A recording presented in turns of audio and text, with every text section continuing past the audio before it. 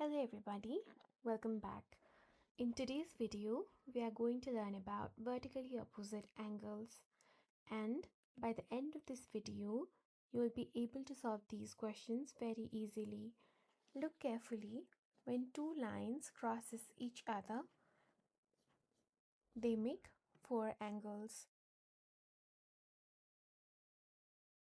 Now, watch these two opposite angles.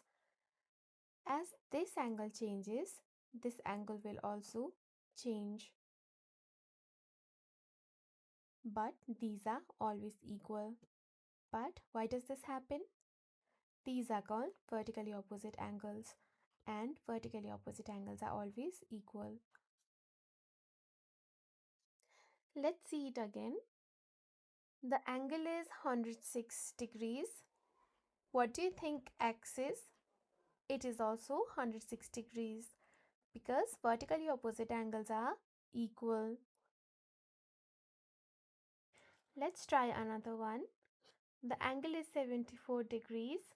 Can you find the opposite angle y? Yes, it is also 74 degrees. Now let's try a slightly harder question. The angle is 120 degree. We need to find x. Notice these two angles lie on a straight line. Angles on a straight line add up to 180 degrees.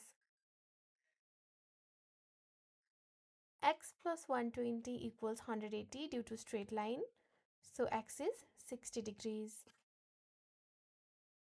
But why are vertically opposite angles equal? Let's understand. X plus 100 is 180 degrees due to straight line. Y plus 100 is 180 degrees due to straight line. So we can write it as x plus 100 equals 180, y plus 100 equals 180. From 1 and 2, we can write it as x plus 100 equals to y plus 100.